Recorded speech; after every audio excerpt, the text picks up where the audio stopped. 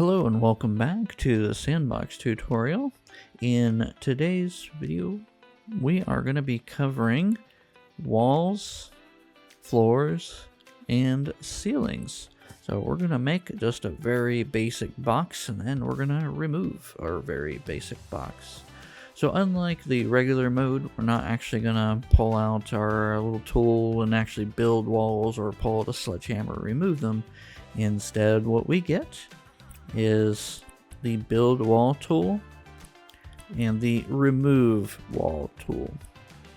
So I'm going to use the build wall tool, and as I mentioned in our last episode, always look in the bottom left. It gives you information about things that you can do.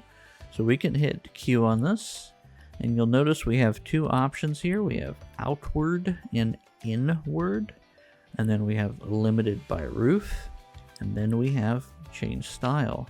So outward and inward just basically allows you to go in and as a normal build to build out. But if you want to connect into a wall that you've already built or connect into the ground itself, you can click into inward.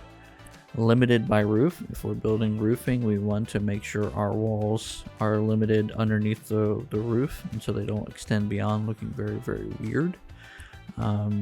The only time you would want to have limited by roof off when you're going through a roof is if you're building a chimney. There might be some other options, but that's the big one, is chimney building is when you want to have that off. And then the last thing is change style. And there are a lot of styles out there which we will cover later, but for now just know that you can click that button and you can change to however way you like to build floors and walls. So if we wanted to say change to stone blocks, we could. I'm going to keep it to the raw hollow block bricks just because they're much easier to see when we're building. And then you have an option to rotate. It just rotates the blocks. Really just depends on what you're doing. But we're going to use this with the outward. And we're just going to build a very basic box here. So now you can see as I've clicked once, that places the first block, and as I expand out, I'm going to do my X or my Y axis here. So you can see, let's say we go 20 feet.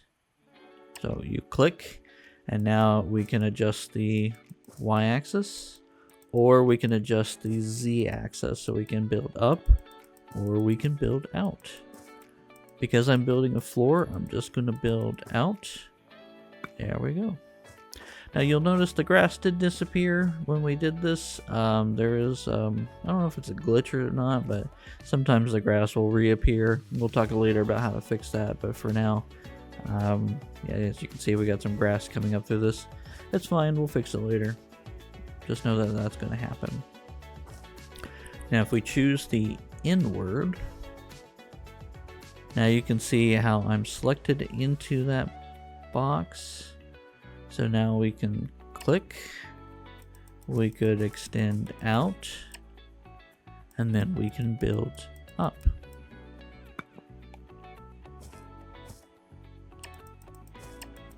We'll just go ahead and put down 3 walls here.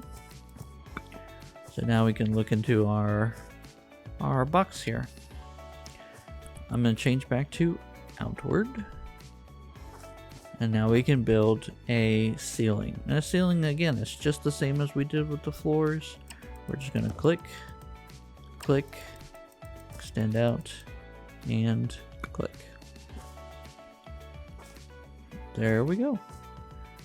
Nice and simple, very easy. We can build our floors, our walls, and our ceilings with ease, with measurements, with all that information. Now obviously if we make mistakes, we need to be able to undo it. As I mentioned last time, we could hit Z and you can see the roof disappeared, or the ceiling disappeared. We can also go in and change with remove walls. Now with remove walls, you have 2 options down there. So we have everything or only above roofs. So if you build a roof, you could use this to get rid of all the blocks you accidentally put above a roof. Very useful. I'm going to keep it with everything. There are two methods to removing stuff. The first thing is just to be able to go in, click, and remove. Very easy. But a lot of people don't know this. It does have a three-dimensionality aspect to it. So you don't necessarily have to place here and keep it on the same plane. You could select here and go all the way up on a three-dimensional plane to remove the entire building. Very useful, especially if you just decide you made a mistake after you come back into a build the next day and you got to remove it and you can't hit Z. You can go ahead and use that and it'll allow you to remove a whole chunk of a building without having to do every single wall, floor, ceiling, etc. So with that, we're going to end this episode here. Hope you enjoy, and we'll see you all next time.